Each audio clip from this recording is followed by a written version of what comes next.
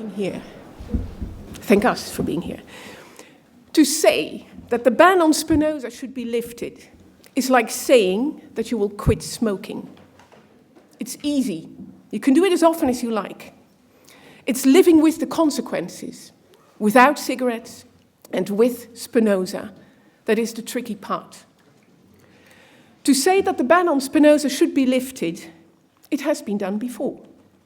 In 1932, in the Mikdash Ma'at, that was the Hebrew University of Jerusalem, Joseph Klausner, great-uncle to Amos Oz, publicly declared the cherem null and void, a grand symbolic gesture which, hardly surprising, never led to formal amnesty. In an article published on Christmas Day, 1953, David Ben-Gurion also called for the reintegration of a philosopher he saw as the cornerstone of Zionism. Israeli public opinion, predictably, was divided, as was the Knesset. In Amsterdam, Chacham Rodriguez Pereira insisted that halachic principle forbade him to overrule the decision of an earlier, greater rabbinate. Ein beit din yachol levatel divrei beit din chavero ad sheyeh gadol mimenu b'chokhma uvaminyan. To say that the ban on Spinoza should be lifted is one thing. To actually lift it is an altogether different matter.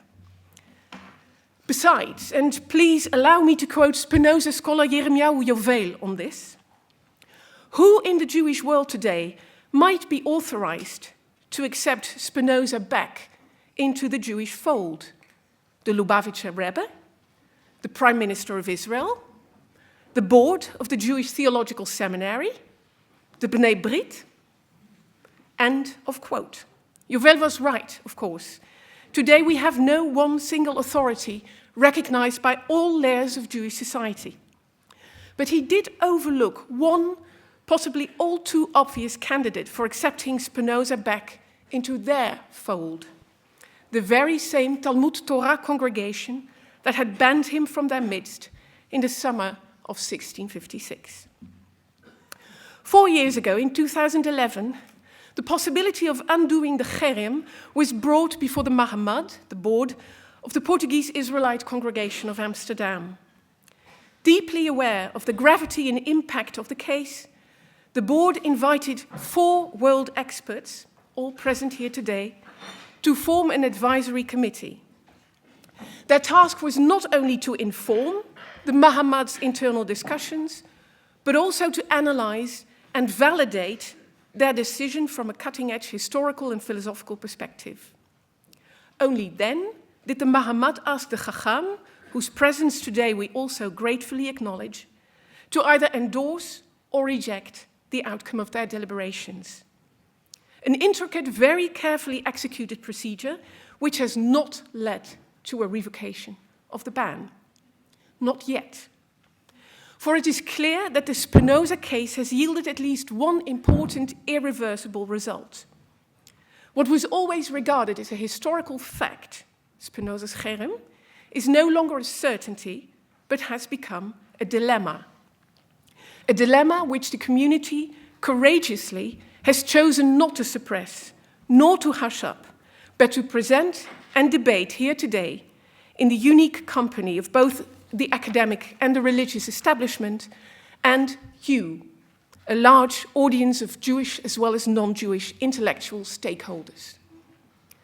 Much to our regret, the main protagonist in the Spinoza case is unable to attend today. And let's be honest, we cannot be certain that he would have bothered to make the journey had historical and biological circumstances allowed him. What is present, however, is Exhibit A, or rather, Exhibit B, the Portuguese transcript of the ban that was pronounced on July 27, 1656, and kept in the minute books of the congregation ever since. For this unique occasion, it has been brought from the municipal archive to the Rode Hoed, where it will be recited immediately following the coffee break, and where you can actually admire it during that coffee break. Please make sure to be quick. The livre de Ascamot will be back in the safe before our roundtable discussion has come to an end.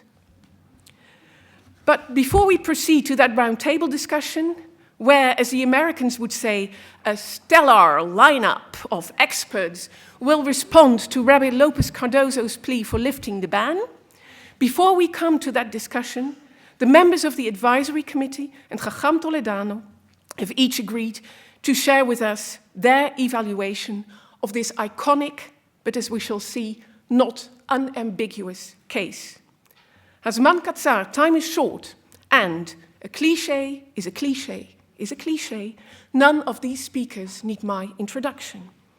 They will therefore speak in succession without introductory remarks in between. But before they do, I would like to invite Ms. Ronit Palash, the woman who started it all, to come forward and explain to us why we are here.